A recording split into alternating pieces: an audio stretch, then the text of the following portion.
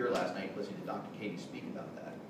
Well, Medicare, our government requires that if you are a Medicare patient and you are presenting with risk factors for age-related macular degeneration, AMDS, to get reimbursed, you actually have to do certain things. You have to have a discussion with the patient about antioxidant supplements. And you actually have to document and check the box in the electronic medical record on the computer that you've done so. The government requires that they at least talk about our product, or one like it. That's great. Podiatrists, when I first started calling a podiatrist, it was a cold call. I walked into Valley Stream Podiatry in Valley Stream, New York, and it was the last call of the day, and I had even gotten to the point where I stopped looking at the type of doctor it was. Doctor's office! Here we go, right? And I made a connection with the office manager and soon the doctor. And they were very fitness-minded folks. And he said, I just, it sounds great. He goes, I'm just really struggling with something. He's like, the scope of care, the scope of the service, podiatry, and we're about feed, supplements. Sat there and I was like, no, that's a dilemma. The feet are connected to the body. And he goes, you're right. I hadn't thought of it that way. And then I'm like, oh, now I really got this. Like the feet are the bottom line for the body. The bottom line of your health. Yes, the feet. And bottom line was he really looked at that and said, well, actually, you're right. And he said, by the way, I see a lot of diabetic patients, wound care patients, diabetic neuropathy. I have an issue with, wounds healing. And this makes a lot of sense to me.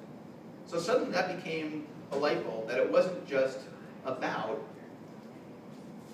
some strange connection I was trying to make, but it actually made a ton of sense.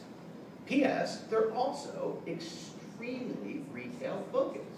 Don't they sell Dr. Scholl's insoles and toe fungus stuff and, like all that stuff, right? They're okay with it. They have stuff on their shelves. OBGYNs, we heard Dr. Katie this morning talk about the significance of carotenoids in breast cancer. Also, don't OBGYNs prescribe prenatal vitamins? Do they ever know if they work? They didn't for my wife. Here, take these. They also do a lot with weight loss. They do a lot with body image kind of stuff to create revenue. We have great white papers. OBGYNs are an excellent fit. Dentists, the original nutritional doctor. When we were kids, we went to the dentist and they talked to us about eating carrots and apples. Didn't they? Non-sugary foods. Health. That was, and prevention. Isn't the dental office where prevention was the #1 thing? In college, we got a kick out of saying that we were using prophylactics, and brush your teeth and flossing. Prophylactics are preventive, right? So we thought that was really funny. I guess I still do. So dentists, not to mention, there is that systemic link between gum disease, inflammation, and heart disease. That's long since proven, right? So we have this great conversation with them. In addition, dentists, when you think about it, how often do they see a patient from a cleaning standpoint? Yeah, every 6 months, right? That's not a lot of billing going on. So are they open to the idea of something that might keep revenue into the practice going on an ongoing basis after the patient leaves? You bet. And coming back to get re-scanned every 60 days or every 90 days. They can also, when the patient is in, introduce their other things, such as Invisalign or teeth whitening when the patient is there. So it really becomes a strong practice continuity program.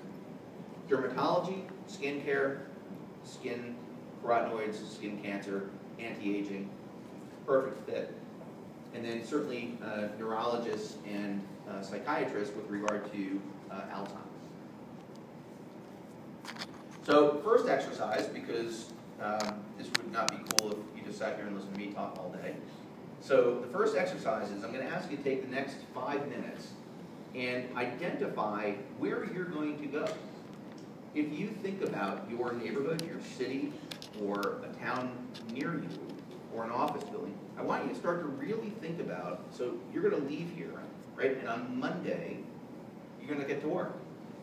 You may have a job, you may not be able to do this on Monday, but at your very first opportunity, where are you going to go? So let's start to think about those targets. It could be, and I'll give you an example, there's a town where I live in New Jersey that has one street, All Wood Road, and it's about 3/4 of a mile just of doctor's offices. It's like, it's unreal. It's like 3/4 of a mile. I could spend a week. So I want you to think about that, and then we'll talk about that, okay?